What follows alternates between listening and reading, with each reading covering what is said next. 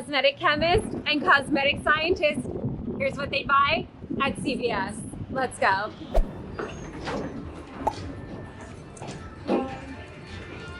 Okay, let's switch it up. Come over here. What would you buy for a shampoo and conditioner in CVS? I actually just bought shampoo and conditioner today at Walgreens, so okay. Let's see if they have what I want. Any hair products, I think that's marketing citric acid at a high percent, like 3%.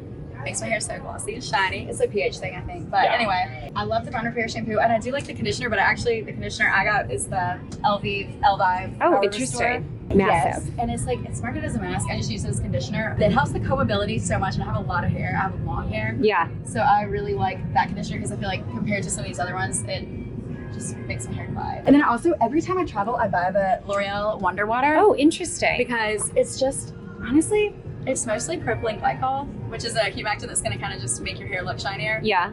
But I just feel like no matter where I go when I travel. Your hair gets dry? Yeah, but like no matter how shitty the shampoo and conditioner is at the hotel, that will make my hair shiny regardless. I love it. It's like my favorite thing to buy. Oh, okay. Then he dropped everything. Okay, Julian, your picks. OGX. Oh, I love OGX. Really? Every time. I used to buy those. I like those. Why do we love them? No, this because like one like the arganol is kind of whatever, but I think it's just great for like really textured hair. Like these specifically because you are getting that extra hydration and moisture because our hair does tend to be drier because our curl pattern is super tight.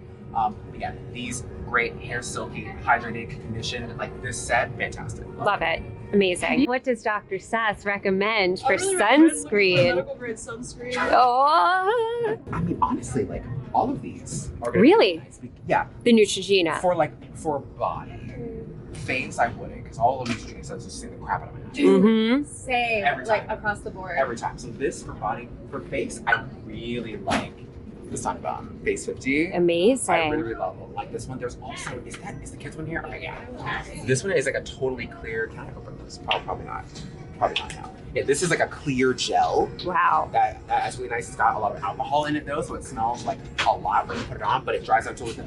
Scrap everything. Okay, scrap everything. Just scrap everything. Scrap everything. This is the only sunscreen that you need. Really? This is perfection. What is that? This is Banana Boat Light as Air. It's my favorite sunscreen of all What? time in the US. This, Oh this. my Body, God. face, everything. It's perfection. It's so good. Oh, it's got silica high up, so I guess it's not greasy. It's not greasy. Tapioca starch. Yes, it's not greasy, and it doesn't leave the like white cast that you can get with like a large particle size silica. It's beautiful. Let's see. Oh, it's beautiful. It's It gorgeous. absorbs right away. Yeah, and it actually doesn't really have that sunscreen smell for people who. It's fantastic. It does a little bit now, but yeah, it's nice. It's nice. I like that texture. It's gorgeous. Yeah. What would your pick be, Alex? Same one. Just Same one. Yeah, piggyback. I don't see anything that I would like have tried and loved, but You're going to the pool today. You have to pick a which one I'm sunscreen gonna- for your which body. one I'm gonna- for my body. Yep. I'm lazy, so I'm probably going with like an SPF 70, and then You're going with. for Oh, yeah. retouch. Mm-hmm. For retouching. I know this doesn't do good for all over, but for a retouch, I'm lazy, so I'm more likely to reapply. Explain why we're only retouching with that to the fans. The point with sunscreen is to form like a physical layer, like a barrier for the sun, right? And so when you're doing a spray, it's kind of hard to tell if you've fully covered. And honestly, we're supposed to be applying for a product with sunscreen 2 milligrams per centimeter squared of skin, I believe, which is a lot. Like it's more than you would think. Yeah, like for the arms, it's like a teaspoon per arm. Yes. And doing that for a spray because you have to just spray it and then rub it in after, and nobody does. And no one does that. And the amount that you would need, it probably would feel like you're just like. Yeah, you're just going for a long time. Okay, piggybacking off of this, can you teach us how to read a sunscreen bottle so we know what we need? We're going to a beach day. We're out of town. We're here in New York. We're going to go spend the whole day. How do we pick what's best? Do we look at the number? Do we look at the zinc? Do we look at the PA plus plus plus plus plus? First thing is the SPF number, 100%, more than like the ingredient list or anything like that. Okay. Look at the SPF. Also, water resistant. Yes. You want something How do we know what that is? So it'll be on the label. Show us.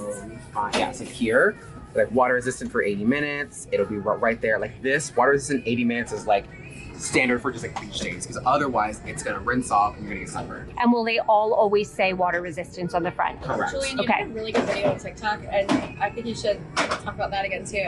If you are prone to having stinging eyes or you're prone to having a cast, ingredients to avoid. Go for it, King. Okay. If you're prone to stinging eyes, Yeah. you do want to look for things that are water resistant, but in general, like the US chemicals of sunscreens are going to be your thing. If you're really prone to eye stinging, you want to probably look for mineral, but you can be casty. Okay. If you want to avoid casty, you want to find a mineral. It says ultra sheer. We'll see about that. It's not. So yeah. It's not. If you don't want to have a white cast, you want to avoid the zinc oxide and the titanium dioxide because that's going to be super casty. If you want something that's transparent but can sting your eyes, then you want to look for the avobenzone, the homosalate, octisalate, octocrylene. This should be totally transparent, but you might get some eye stinging with this. So it really is kind of a, we'll see what happens, but not everyone's eye sting. Okay, Right. For some people it's fine, for some people it's not. If you want to avoid both, go Korean. So we're totally. So we're looking for a high number on the front. Yes. We're looking for water resistance, Perfect. preferably the higher the better. Yes. And can you teach us what those PA plus numbers are on the front? Yes. So the PA plus numbers are for UVA protection. So those are the rays that like cause the skin cancer and the photo aging and all of that. Most US brands don't do it, but some do. But like you don't have to have it. But if you want to make sure that you're getting that UVA protection, just look for broad spectrum, and everything here is going to be broad spectrum. Yeah, like so this you're one will fine. say like broad spectrum UVA, UVB. And that means that they've done some level. They might not have specifically done the PA testing, but they've done some level of UVA. Exactly. So it does have sufficient UVA. Right, right. And what is it like to even get the number on the label? You have to block out a certain percent of the rays at that. Yeah, it's like so when you create your the wavelength for your sunscreen, Yeah. you have to have at least 10% be 370 and higher. Yes, okay. Is for the absorption current. Yes. And then what is okay? So somebody was asking me like what the actual number of SPF stands for, because then there's that myth that like above 50, it's like not even worth it to go 100, but No. it's Is that a myth? divided. 1 over the SPF number is the number of rays that could get through. So Yes. like 1/50th of the sun rays might get through an SPF 50. Yes. 1/100th of the sun rays might get through SPF 100. Yeah, that's how that number is determined. So that's why it still is beneficial to go SPF 100 versus 50, but it's going to be a lot less aesthetically pleasing. Yeah, generally when you have a higher SPF, you need more UV filters, more polymers, more things to help it spread nicely. Yeah. So it is going to be like heavier, just less texturally nice in general. And like probably less likely to apply. So if you're somebody who is not going to apply sunscreen if it's gross, I would say stick between 50 to 70. Yeah. I mean 40 to 70 probably, but Customer service needed. you're going to use it regardless. There's nothing wrong with going 100. Se solicita If you can find it. servicio al cliente But then the en el last question departamento is, will SPF 100 protect you better than the SPF 70 you just took to the beach because you didn't want to be totally white? Yes, 100%. Like it was So the myth of anything is on a curve over 30 is a myth. yeah, totally a myth. Totally, And like I think the reason people say that is because like when you really look at the graph, like 1/50th versus 1/100th is a small difference. It's a smaller difference than 1/10th to 1/50th. yeah, exactly. Because what happens is like when you look at how much it's blocking, you Yeah. get like diminishing Yes, returns. yes. When you look at what comes through, it's Right. actually It's still still- increasing. So the higher the better always. Mhm, mhm. Yeah.